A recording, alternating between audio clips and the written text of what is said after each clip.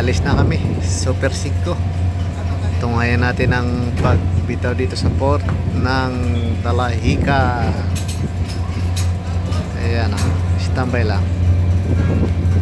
Dito sa kabila naman ay merong mini valve. Discharging sila.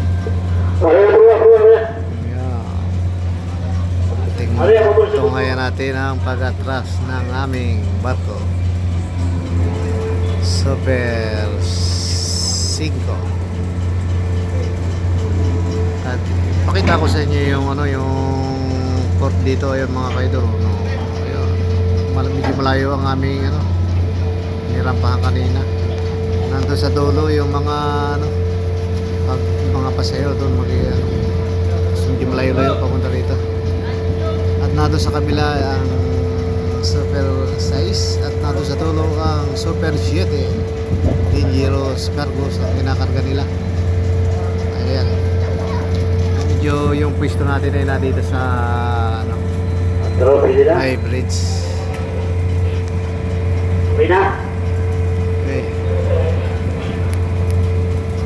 Okay na daw. Shout out. Siya may gara.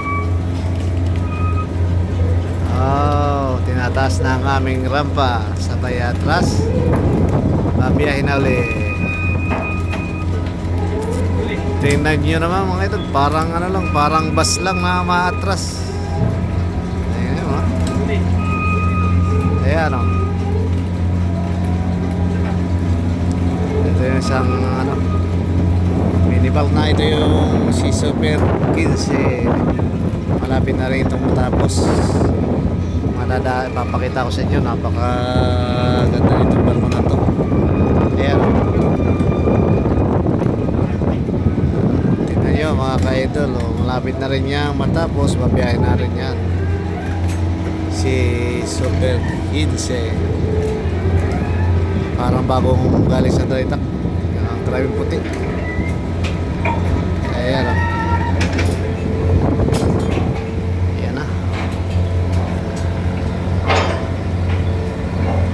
Ayan ang mga tropa. Nagsisecure na ng aming rampahan. Loaded na naman si 5. Ayan naman ang likodan nila. Ayan ang likod ni 6. Ayan naman ang likodan ni 7.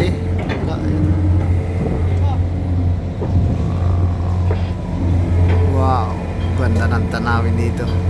Pag nandito ka sa dagat, tas titingnan mo yung port. Ayan o, ganda tingnan.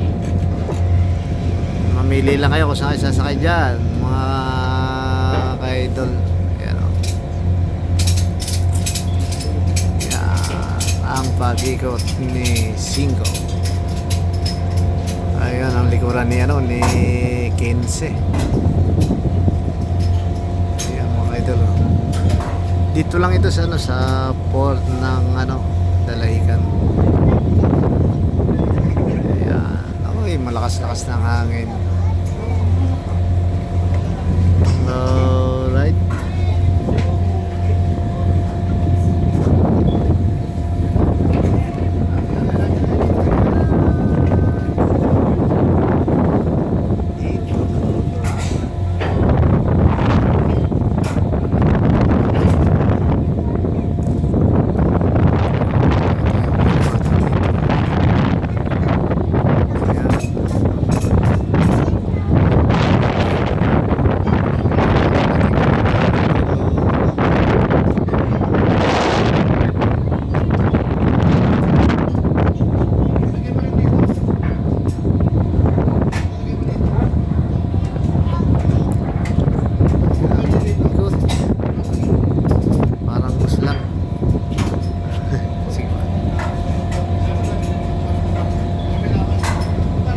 Nandun yung isang si Gis nakakurahe.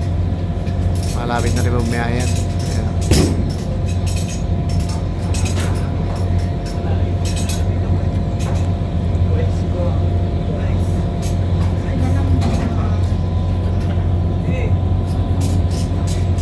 Pagka pa kami darating dun sa mga alas 7:30.